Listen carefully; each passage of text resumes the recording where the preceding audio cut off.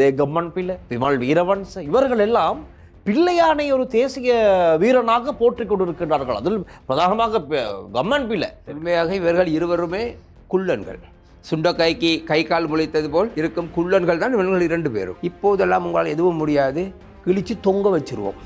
என்னுடைய சித்தப்பா என் புதிய காரை கூட கொண்டு போய் கலட்டி துண்டு கலட்டி விற்ற நாய் இது. உங்களுடைய கல் ஐந்து கோடி ரூபாய் பணத்தையும் பெற்று காரையும் கொண்டு போய் விட்டார். கொண்டு போய் கலட்டி துண்டு. இவர்கள் தான் என்பதற்கு ஆதாரங்கள் இருக்கின்றன. யாரோட தகப்பனர் என்ன செய்தார்? தகப்பனர் கடலிலே சிப்பி பொறுக்கிய பரதேசி. இவனுக்கு ஏன் இத்தனை கோடி ரூபாய் சொத்து? தமிழர்களுடைய காசை அபகரித்த ஒரு அயோக்கியன் இவன். இவன் யார்? பிள்ளையான் என்பவன். இவனுக்கு இனிமேலும் யாரும் வாக்களித்தீர்களானால் நீங்கள் வாக்களித்த உங்கள் விரலில் குஷ்டம் வரும். கோட்டாபே ராஜபக்ஷ, அதற்கு கீழே குவான் சுரேஷ் சாலை, அதற்கு கீழே பிள்ளையான், அதற்கு கீழே சாரான் குழு, அப்படி ஒரு கட்டமைப்பு இருப்பதை போலதான். இவரை சிறையிலே ஒன்றாக வைக்காதீர்கள். மீண்டும் ஒரு குண்டு வெடிப்புக்கு இவன் இந்த குள்ளன் தயாராகலாம். நாயை தனியாக அடைத்து வைக்க வேண்டும் கூட்டிலே. இது கடி நாய் அல்ல, வெறி நாய். பிள்ளையானை சந்திக்க சென்றவர்கள் எல்லாம் விசாரிக்க வேண்டும். கொழும்பிலிருந்து மனோ கணேசன் அமைச்சர் இருந்த போது அவர் சந்திக்க சென்றார். போய் என்ன சந்தித்தார்? அவருக்கும் பிள்ளையானுக்கும் உள்ள தொடர்பு என்ன?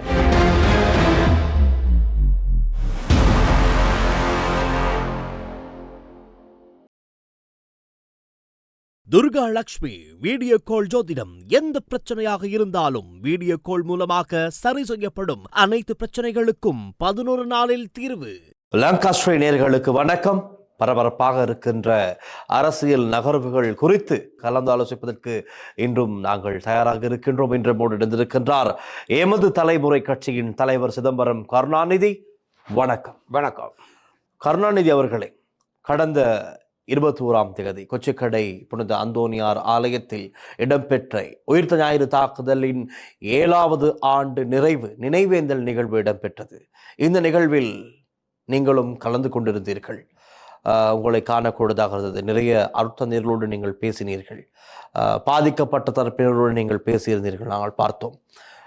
என்ன சொன்னார்கள்? என்ன புதிய விடயங்கள் என்ன? இதில் இப்பொழுது நாங்களும் பார்த்து கொண்டு தான் இருக்கின்றோம், அவதானிக்கின்றோம். கொழும்பு கோட்டை நீதிமன்றத்திலே சுரேஷ் சலே சம்பந்தப்பட்ட வழக்கு விசாரணைக்கு எடுத்துக்கொள்ளப்பட்டு ஒவ்வொரு புதிய விடயங்களையும் சிஐடி அதிகாரிகள் நீதிமன்றத்திலே வெளிப்படுத்தி வருகின்றார்கள். மிக முக்கியமான பல தகவல்கள் வெளியாக தொடங்கி இருக்கின்றது. எனக்கு கிடைத்த தகவலின்படி சிவனேசத்துறை சந்திரகாந்தன் பிள்ளையான் ஏதோ ஒரு வகையில் இதற்கு தொடர்பட்டிருக்கின்றார் என்பதற்கான பல விடயங்கள், ஆதாரங்கள் கொஞ்சம் கொஞ்சமாக வெளியாகி கொண்டிருக்கின்றது. என்ன நினைக்கின்றீர்கள்? என்ன நடந்து கொண்டிருக்கின்றது? புதிய அப்டேட்டுகள் எதுவும் கிடைத்ததா அன்றைய தினத்தில்? நாங்கள் தேவாலயத்துக்கு சென்ற போது அங்கு பாதிரியார்கள் அனைவருமே என்னை சந்தித்து பேசினார்கள். காரணம், உயிர்த்த ஞாயிறு சம்பந்தமாக இலங்கையிலே குரல் கொடுக்கும் ஒரு அரசியல்வாதியாக அல்லாமல் ஒரு தனி மனிதனாக நான் மாத்திரமே செயல்படுகிறேன். மட்டக்களப்பில் நீங்கள் பார்த்திருப்பீர்கள், பிள்ளையானுடைய விடுதலைக்காக மக்கள் இருந்தபோது கூட அது பிழை என்று தைரியமாக தெரிவித்த ஒரே ஒரு ஸ்ரீலங்கன் நான் மாத்திரம்தான். தமிழ், சிங்கள, முஸ்லீம் எவரும் பேசவில்லை. அது ஏன் என்று தெரியவில்லை. ஒரு விதத்தில் எனக்கு கவலையாக இருக்கிற அந்த மக்களை பார்க்கும்போது, பிள்ளையானும் ஒரு தீவிரவாதி, இவனுக்காக விடுதலைக்காக அவங்க வந்தவர்கள். கடந்த காலங்களில் 2009ஆம் ஆண்டு லட்சக்கணக்கான தமிழர்கள் அளிக்கப்பட்ட போது வடக்கில், கிழக்கிலே ஏன் நீங்கள் ஒருவரும் குரல் கொடுக்கவில்லை? அது மாத்திரமல்லாமல் அப்பாவி தமிழ் அரசியல்வாதிகள் அல்லது அரசியல் சார்பாக தீவிரவாதிகளை அரசியல் கைதி என்று கூறி சிறையில் அடைத்திருக்கும் இவர்கள் விடுதலைக்காக ஏன் இந்த மட்டக்களப்பிலே அன்று பிள்ளையானுக்காக வந்த தமிழர்கள்? சிலர் எழுதுகிறார்கள், நீங்கள் மட்டக்களப்பு தமிழர்களை குறை கூறுகிறேன். நான் அப்படி கூறவில்லை. எப்போதும் பிள்ளையான் போன்ற சமூக விரோதிகள், கொலைகார கும்பலுக்கு சார்பாக செயல்படும் தமிழர்களுக்கு எதிராக குரல் கொடுப்பது தான் என்னுடைய தொழிலாக இருக்கின்றது. எனவே நீதி நேர்மைக்காக குரல் கொடுக்கும் நாங்கள் அநீதிக்காகவும் குரல் கொடுக்க வேண்டும். எனவே இவர்கள் அந்த தமிழர்களுடைய அரசியல் கைதிகள் விடுதலைக்காக இந்த மட்டக்களப்பில் அன்று பிள்ளையானோடு வந்தவர்கள், இவர்களும் தமிழர்கள். இதில் பலர் இயக்கத்தில் இருந்தவர்கள் விடுதலை புலிகள். எனவே அவர்கள் குரல் கொடுக்காதது மிக கவலைக்குரிய ஒரு விடயமாக இருக்கின்றது. எனவே பாதிரியார்கள் என்னை அழைத்து பேசியது, அனைவரும் என்னை சூழ்ந்து கொண்டதுக்கு காரணம், அவர்கள் நான் தமிழ் சிங்கள இருமொழிகளிலும் பேசியிருப்பதால் அங்கே உள்ளவர்கள் என்னை கண்டவுடன் அடையாளம் கொண்டு கொண்டார்கள். இதுதான் ஒழிய நல்லவர்களோடு எப்போதுமே நல்லதுதான் நடக்கும். எனவே அப்போது ஒரு பாதிரியார் கேட்டார், அந்த டிவியிலே பேசும் டெரர் முகத்தை நான் காணவில்லையே என்றார். நான் சொன்னேன், இது சர்ச் ஃபாதர், வெளியில் வந்தால் அந்த டெரர் முகம் வரும் என்று. ஏனெனில் தேவாலயத்தில் நாங்கள் மிக அமைதியாக, மரியாதையாக, கௌரவமாக செயல்பட வேண்டும். எனவே நீங்கள் கேட்டது போல் புதிய புதிய பல குற்றங்கள் அல்லது இவர்கள் செய்த பிழைகள் தற்போது வந்து கொண்டிருக்கின்றது. பிள்ளையான் சிறையிலே இருக்கும் போது பிள்ளையான் சிறை என்று கூறுவதை விட அவருடைய வீடு போல் தான் அது இருந்தது. அங்கே அவரை யாரும் சந்திக்க செல்லலாம், அவருக்கு சகல விதமான வசதிகளும் ஏற்பாடு செய்யப்பட்டிருந்தது. அப்போது கொழும்பிலிருந்து ரோஹான் குணவர்தன இப்போது பிள்ளையான் சம்பந்தமாக அல்ல, குண்டுவெடிப்பு சம்பந்தமாக புத்தகம் எழுதி விற்பனை செய்கிறார், ஒரு வியாபாரியாக இருக்கின்றார். எனவே இவரும் போய் அவரை சந்தித்திருக்கின்றார். இவரோடு மேலும் 2 பெண்களும் சென்றதாக கூறப்படுகின்றது. எனவே அதில் ஒருவருக்கு இராணுவத்திலே உயர் பதவியும் வழங்கி இருக்கின்றார்கள். இதை வழங்கியவர் யார்? ஏனெனில் இது கோட்டாபே ராஜபக்ச காலத்தில் தான் அவருக்கு பதவி வழங்கியது. எனவே கோட்டாபே இதில் முக்கியமாக இருக்கின்றார் என்பது நிரூபிக்கப்படுகின்றது. அது மாத்திரமல்லாமல் இவர்கள் சந்திப்பதும் அங்கு அவர் தொலைபேசியை கையில் வைத்துக்கொண்டு செயல்பட்டதாக பல சாட்சிகள் இருக்கின்றன சிறைச்சாலை. எனவே சிறைச்சாலை மட்டக்களப்பு அத்தியட்சகர் கைது செய்யப்பட்டு விசாரிக்கப்படல் வேண்டும். எனவே இதற்கு மூல காரணமே அந்த சிறைச்சாலை அத்தியட்சகர் என்று தான் கூறப்படுகின்றது. அவருக்கு தொலைபேசி ஒன்று வழங்கப்பட்டிருந்தது. எனவே அந்த தொலைபேசியில் தான் அவர் எப்போதும் இருந்து கொண்டிருப்பதாகவே மக்கள் கூறுகின்றார்கள் அங்குள்ளவர்கள். எனவே இவை விசாரிக்கப்படல் வேண்டும். இது பிள்ளையானும் அல்லது பிள்ளையானை சந்திக்க சென்றவர்கள் மாத்திரமல்லாமல் சிறை அத்தியட்சகர் கட்டாயமாக கைது செய்யப்பட்டு சிறை விசாரிக்கப்பட்டால் பல திடுக்கிடும் உண்மைகள் வெளிவருவதற்கான சந்தர்ப்பங்கள் இருக்கின்றன. இவை அது மாத்திரமல்லாமல் பிள்ளையானை சந்திக்க சென்றவர்கள் எல்லாம் விசாரிக்க வேண்டும். கொழும்பிலிருந்து மனோ கணேசன் அமைச்சர் இருந்தபோது அவர் சந்திக்க சென்றார். போய் என்ன சந்தித்தார்? அவருக்கும் பிள்ளையானுக்கும் உள்ள தொடர்பு என்ன? எதற்காக அவர் செய்தார்? மனோ கணேசன் சென்ற வேண்டிய அவசியம் ஒன்றுமில்லை. மனோ கணேசனுக்காக பிள்ளையான் என்ன செய்திருக்கின்றார்? அவரிடம் ஏதாவது அறிவுகள் கேட்க சென்றாரா? 2 பேருக்குமே அறிவு இல்லை. எனவே இவர்களுக்குள் என்ன சம்பந்தம்? எனவே இவர்கள் மற்றது சாணக்கியனும் பல தடவை சந்தித்திருக்கின்றார் அந்த ஊரிலே. ஆகவே இவர்கள் யார் யார் சந்தித்தார்கள் என்பதற்கான விவரங்கள் தேடப்பட்டு அனைவரும் விசாரிக்கப்படல் வேண்டும். இப்போது தனித்தனியாக நீங்கள் பிரிந்திருப்பதால் நீங்கள் யாரும் இங்கே புத்தன் காந்தி ஏசி ஆகிவிட முடியாது. அனைவரும் விசாரிக்கப்படல் வேண்டும். இப்போ கருணாநிதி அவர்கள் இப்படி சொல்றீங்க, ரைட்? ஜோசப் ராஜசிங்கம் கொலை வழக்கில் தான் அவர் குற்றவாளியாக சொல்லப்பட்டு சிறையில் அடைக்கப்படுகின்றார். பின்னர் அவர் விடுதலை செய்யப்படுகின்றார், தேர்தலிலும் நிற்கின்றார், வாக்குகளும் கிடைக்கின்றது, பாராளுமன்றத்திற்கும் வருகின்றது. இதெல்லாம் கோட்டாபே ராஜபக்சருடைய ஆட்சி காலத்தில் இடம்பெற்ற ஒரு நிகழ்வாக இருக்கின்றது. இருப்பினும் மீண்டும் பேராசிரியர் அவர் கடத்தப்பட்டு காணாமலாக்கப்பட்டமை சம்பந்தமாக மீண்டும் இந்த ஆட்சியின் கீழே, அரசாங்கத்தின் கீழே கைது செய்யப்படுகின்றார். இன்று வரை அவர் தடுத்து வைத்து விசாரணைக்கு உட்படுத்தப்பட்டு வருகின்றார். அண்மையில் அவர் ஒரு உண்ணாவிரத போராட்டம் செய்தார். அதற்கு தான் மட்டக்களப்பிலும் சிலர் எதிர்ப்பை தெரிவித்திருந்தார்கள். இப்படியெல்லாம் இருக்கின்றது. இந்த நிலையில் ஈஸ்டர் அட்டாக் சம்பந்தமாகவும் ஒரு சில விடயங்கள் பேசப்படுகின்றது. இப்போ நீங்கள் குறிப்பிட்டீர்கள், அவரை பார்க்க சென்ற ரோஹான் குணரத்ன, அதே போல் அவருடன் சென்ற அந்த பெண்கள் 2 யார்? அவர்களில் ஒருவருக்கு உயர் பதவி ஒன்று இராணுவத்தில் வழங்கப்படுகின்றது. இது யாரால் வழங்கப்பட்டது என்ற ஒரு கேள்வி இருக்கின்றது. ஏன் வழங்கப்பட்டது என்ற ஒரு கேள்வி இருக்கின்றது. இது சம்பந்தமாக பலரும் பல கேள்விகளை கேட்டிருக்கின்றார்கள். இப்படி பல சர்ச்சையான விஷயங்கள் பேசப்பட்டு கொண்டிருக்கும் போது பிள்ளையானுடைய ஆதரவாளர்கள் சிலர் இப்படி சொல்கிறார்கள், மட்டக்களப்பின் மாற்றத்திற்கு வித்திட்ட பிள்ளையானின் ஆளுமை என்று வீதி அபிவிருத்தியில் பாரிய புரட்சி ஏற்பட்டதாக சொல்லப்படுகின்றது. கிராமிய இணைப்பு, பொருளாதார வலுவூட்டல், செயல்முறை அரசியல், பதவியும் ஆளுமையும் ஒரு தனித்துவமான அங்கீகாரம் இருந்ததாக சொல்லப்படுகின்றது. நேரடி அதிகாரம், தடைகளை தகர்த்தல், மக்களை நேசிக்கும் தலைமைத்துவம், நில மீட்பும் பண்பாட்டு பாதுகாப்பும் என்று பல விடயங்களை ஃபேஸ்புக் பதிவிலே எழுதியிருக்கின்றார்கள். ஆகவே பிள்ளையான் தான் மட்டக்களப்பில் ஒரு பாரிய மாற்றத்தை உருவாக்கினார், மக்களின் தலைவராக பிள்ளையான் செயற்பட்டார் என்று அவருடைய ஆதரவாளர்கள் ஃபேஸ்புக்கில் எழுதியிருக்கின்றார்கள். அப்போ இது பொய்யா? மட்டக்களப்பை மஹிந்த ராஜபக்சேயோடு இணைந்து நாசமாக்கி ஒரு நாசகார சக்தியாகவும் தமிழ் பெண்களின் தாலியை அறுப்பதற்காக வீதியெங்கும் மதுபான சாலைகளை ஆரம்பித்த ஒரு தமிழ் இனத்தின் துரோகியாகவே நான் பிள்ளையான் அந்த குள்ளனை பார்க்கின்றேன். எழுதியவர்களுக்கு அறிவு இல்லை, அறிவற்றவர்கள் தங்களுடைய சுய லாபத்துக்காக எழுதலாம். ஆனால் சமூக ரீதியாக மட்டக்களப்பு மாவட்டம் மாத்திரமே கிழக்கு மாகாணத்தை நேசிப்பவர்களுக்கு உண்மையாகவே பிள்ளையான் என்பவன் யார் என்பது தெரியும். இவன் ஒரு நல்லவன் அல்ல. பல அநியாய அட்டூழியங்கள் செய்து அவனிடம் வாங்கி சாப்பிட்ட இந்த பிச்சைக்கார கூட்டம் தான் இப்படி எழுதுகின்றதே தவிர நல்லவர்கள் ஒருபோதும் எழுதுவதில்லை. மட்டக்களப்பில் இவ்வளவோ இருக்கின்றார்கள். அவர்கள் சில காரணங்கள், தனிப்பட்ட காரணங்கள், பயம் அல்லது வேறு காரணங்கள் அவர்கள் பேச முடியாத ஒரு சூழ்நிலைக்கு தள்ளப்பட்டு இருக்கின்றார்கள் தவிர வேறு எதுவும் கிடையாது. இதுதான் உண்மை. மட்டக்களப்பை நாசமாக்கியது கப்பம் பெறுதல், கடத்தல், ஆள் கடத்தல், சிறுமிகள் கொண்டு போய் கொலை செய்யப்பட்டார்கள். ஆனால் கொலை செய்யப்பட்டது இப்போது விசாரணைக்கு ஆரம்பிக்கப்படுகின்றது. அந்த கொலை செய்யப்பட்டவர்கள் கைது செய்யப்பட்டார்கள். கைது செய்யப்பட்ட பின்பு போலீசாரால் அவர்கள் சுட்டுக் கொல்லப்பட்டார்கள். ஏன், எதற்காக? அவர்கள் நிச்சயமாக கூறியிருப்பார்கள், பிள்ளையான் சொன்னதால் நாங்கள் செய்தோம் என்று கூறியிருப்பார்கள். ஆகவே சாட்சிகள் இருக்கக்கூடாது என்பதற்காக பிள்ளையானுக்கு அதிகாரம் இருந்தது. மஹிந்தையுடைய அதிகாரமும் முதலமைச்சர் அதிகாரத்தை பயன்படுத்தி போலீசாரிடம் சொல்லி அவர்களை சுட்டுக் கொண்டிருக்கலாம். எனவே இந்த சுட்டுக் கொல்லப்பட்டது சாதாரண விடயமல்ல. புத்தகத்திலே, போலீஸ் புத்தகத்தில் எழுதப்படல் வேண்டும். எனவே யார் சுட்டது என்று கேட்டால் விசாரணை மூலமாக அவர்கள் சிஐடியினால் கைது செய்யப்பட்டு விசாரித்தால் இதில் பல உயர் அதிகாரிகள் கைது செய்யப்படுவார்கள். எனவே ஒரு போலீஸிலே பொறுப்பதிகாரி சொல்லி சுடுவதல்ல, வேறு எவராவது போலீஸிலே பொறுப்பதிகாரிக்கு கூறியிருப்பார்கள். அதனூடாகவே கொலைகள் நடந்திருக்கும். எனவே அந்த கொலையில் சாட்சிகள் எதுவும் இல்லாமல் வழக்கு மூடப்பட்டது. சின்னஞ்சிறு குழந்தைகள் காசுக்காக. எனவே புத்தி இந்த எழுதிய அந்த முட்டாளுக்கு நான் கூறுகிறேன், உங்களுக்கு ஞாபகம் இல்லையா? அந்த கொலைகள் செய்தது அந்த சின்னஞ்சிறு குழந்தைகளை பணத்துக்காக கொலை செய்யப்பட்ட இந்த கொலைகாரனுக்கு எழுதுவதற்கு உங்களுக்கு வெட்கம் இல்லையா? இதை விட நீங்கள் எல்லாம் சாகலாம். ஒரு அநியாயம், அட்டூழியம். ஜனநாயகம் இருக்க வேண்டும். நீங்கள் கூறும் ஜனநாயகமாக இருந்தால் ஜனநாயகவாதியாக இருக்க வேண்டும். எனவே நீங்கள் கூறும் அவசர கால சட்டத்தில், பயங்கரவாத தடை சட்டத்தின் கீழ் பிள்ளையான் கைது செய்யப்பட்டது பிழை என்று கூறுகிறீர்கள். மானங்கட்ட ஈனக்கூட்டமே நீங்கள்.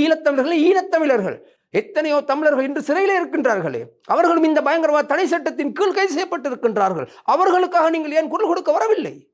2009ஆம் ஆண்டு இதுபோல் பல்லாயிரக்கணக்கானவர்கள் கொல்லப்பட்டார்கள், காணாமாக்கப்பட்டார்கள், அழிக்கப்பட்டார்கள், கற்பழிக்கப்பட்டார்கள், சீரழிக்கப்பட்டார்கள்.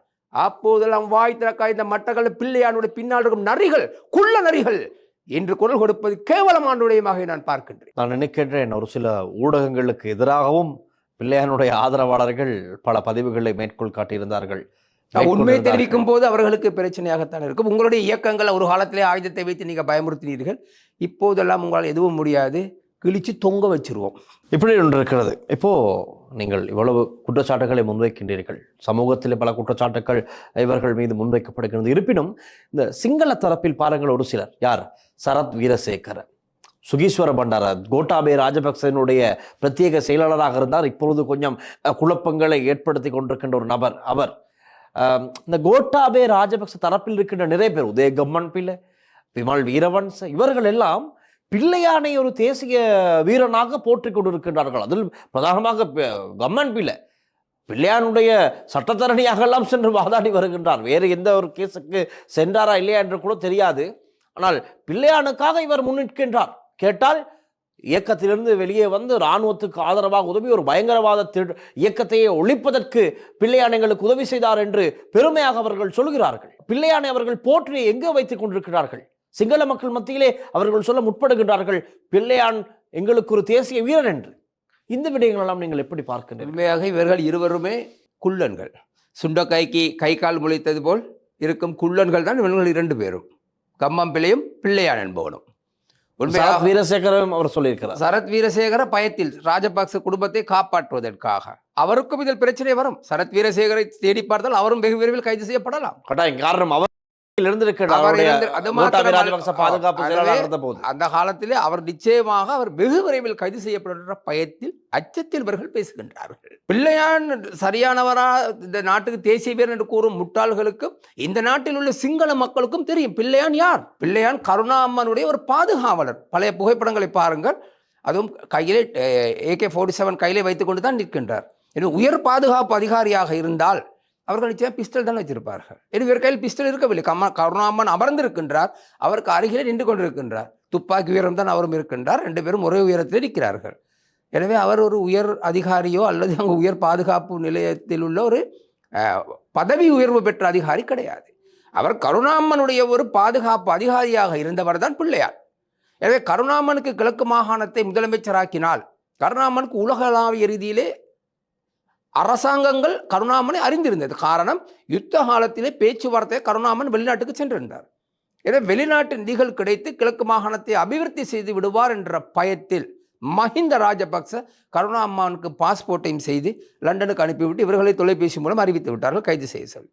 அங்கு கைது செய்யப்பட்ட பின்புதான் பிள்ளையானை இங்கு தமிழீழ விடுதலை புலிகள் கட்சி, அந்த கட்சியை ரெஜிஸ்டர் செய்தார். உடனே பதிவு செய்யப்பட்டு மாகாண சபை தேர்தலை வைத்து அவரை முதலமைச்சராக்கினார். காரணம், இவன் ஒரு மடையன், எதுவுமே தெரியாத படிப்பறிவு இல்லாதவன். ஆகவே இவனை வைத்து நாம் எதுவும் செய்யலாம் என்ற எதிர்பார்ப்பில் தான் செய்தார்கள். அதுவும் சரியாக 2.5 வருட காலத்திலே மாகாண சபை கலைக்கப்பட்டது. மாகாண சபை ஜனாதிபதியால் கலைக்கப்படுவது, ஜனாதிபதிக்கு எந்த அதிகாரம் இலங்கையில் இல்லை. மாகாண சபை கலைக்கப்பட வேண்டுமாக இருந்தால் அதற்கு முதலமைச்சர் கையொப்பமிட வேண்டும். எனவே பிள்ளையான் போன்ற கோழைகள் இருந்தால் தான் அதை செய்யலாம். இதே கருணாமணி இருந்தால் வைத்திருக்க மாட்டார் என்ற பயத்தில் தான் கருணாமணி அவர்கள் இங்கிருந்து வெளியேற்றினார்கள். வெளியேற்றிய பின்பு அவர்கள் சவுதி அரேபியா போன்ற நாடுகளுக்கு இலங்கை அரசாங்கம் அன்று ஆதரவு அளித்துக் கொண்டிருந்தது. ஆக அவர்களுக்கு தேவைப்பட்டு கிழக்கு மாகாணத்திலே முஸ்லீம் தலைமைத்துவத்தை ஏற்படுத்த வேண்டும். ஆனால் ஆரம்பிக்கும் போது வெளிநாட்டில் உள்ள, அதாவது உலக நாடுகளுக்கு விடுதலை புலிகளில் உள்ள ஒருவரை நாங்கள் தலைவராக்கிறோம் என்று காண்பித்து விட்டு 2.5 வருட காலத்தின் பின்பு அவரை பதவியில் தூக்கி எறிந்துவிட்டு ஒரு முஸ்லீமை அங்கு கொண்டு வருகிறார்கள். நாங்கள் முஸ்லீம்களுக்கு விரோதமானவர்கள் அல்ல, மஹிந்த ராஜபக்ச செய்ததை நான் கூறுகின்றேன் இங்கு. இதுதான் உண்மை. எனவே பிள்ளையான் என்பவன் சாதாரண ஒரு ஆள், இயக்கத்தில் இருந்தவன், வாகன பொறுப்பாளர், டயரை கழட்டி போட்டு மெக்கானிக்குவன். இவனை பெரிய மனிதனாக்கியது ஏனெனில் இவ்வாறான முட்டாள்களை வைத்துத்தான் தன்னுடைய காய் நகர்வுகளை இலகுவாக செய்ய முடியும் என்ற எண்ணத்தோடு மஹிந்த ராஜபக்ச கொண்டு வந்தவர் இவன். இவரை விட திறமைசாலியெல்லாம் அங்கு இருக்கின்றார்கள். மஹிந்தைக்கு தேவைப்பட்டது திறமைசாலி அல்ல, ஒரு கோழை, தான் கூறுவதெல்லாம் செயல்படக்கூடிய ஒருவனாக தேவைப்பட்டது. அதற்கு இந்த பிள்ளையான் என்னும் பரதேசியை தேர்ந்தெடுத்தார். இவ்வளவுதான். இவன் தேசிய வீரனும் அல்ல, போராட்ட வீரனும் அல்ல. இவன் ஒளிந்திருந்த வாகனத்தை கலட்டி வித்தவன், திருடன். என்னுடைய சித்தப்பா என் புதிய காரை கூட கொண்டு போய் கலட்டி துண்டு துண்டாக கலட்டி விற்ற நாய் இது. கல் 5 கோடி ரூபாய் பணத்தையும் பெற்று அவருடைய புதிய காரையும் கொண்டு போய் கலட்டி. சித்தப்பாவை நான் ஏற்கனவே நான் கூறியிருக்கின்றேன், கடத்தப்பட்டு பணம் பறிக்கப்பட்டது.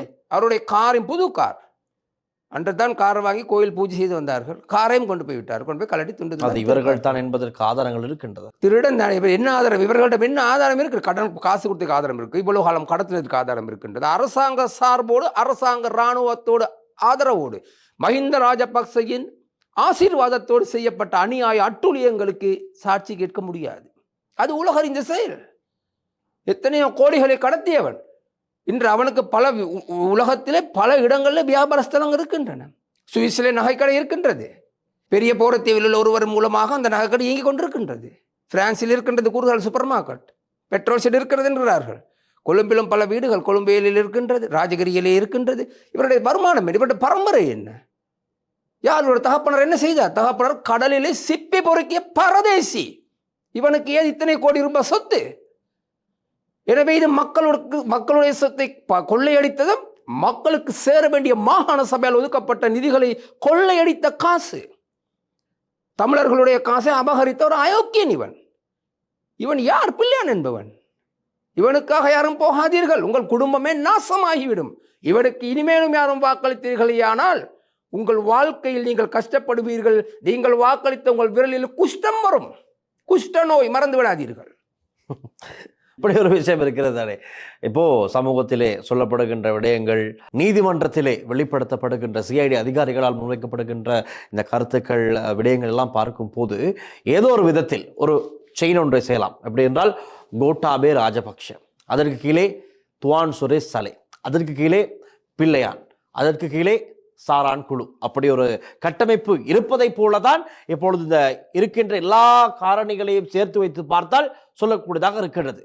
துவான் சுரேஷ் சலையினுடைய கட்டளைக்கு அமைய பிள்ளையான் ஏதோ ஒரு விதத்தில் செயற்பட்டிருக்கலாம். பிள்ளையான் அவரோடு சிறையில் இருந்த சாரானுடைய சகோதரர் மற்றும் அந்த குழுவினருடைய பிரதான நபர்கள் நௌஃபர் மௌலவி என்று சொல்லப்படுகின்றன பிள்ளையானோடு சிறையில் நெருங்கிய தொடர்பில் இருந்திருக்கின்றார்கள். பிறகு அவர்களை விடுவிப்பதற்கு பிள்ளையான் பல வழிகளில் முயற்சி செய்திருப்பதாக தகவல்கள் இருக்கிறது. இதெல்லாம் அசாத் மௌலானா சேனல் 4 தொலைக்காட்சிக்கு அவருடைய நேர்காணலில் பகிரங்கமாக சொல்கிறார். இப்போ அசாத் மௌலானா இன்னும் இலங்கைக்கு வருகை தராமல் இருக்கிறார். அவர் வந்தால் நிச்சயமாக நீதிமன்றத்திற்கு முன்னிலையாக இந்த வாக்குமூலங்களை எல்லாம் வழங்கினால் இது உண்மை நிரூபிக்கப்படும். இதை எப்படி நினைக்கின்றீர்கள்? ஆனால் இதில் 2 விடயம் இருக்கின்றன. அசாத் மௌலானா நிச்சயமாக வரலாம், இலங்கைக்கு விசாரணை காலத்தில் அவர் கொண்டு வரப்படலாம். ஆனால் இலங்கையில் உள்ள சட்டத்தின்படி நீங்கள் பயங்கரவாத தடை சட்டத்தினூடாக சாட்சிகள் முக்கியமானதல்ல, தடயங்கள் போதும்.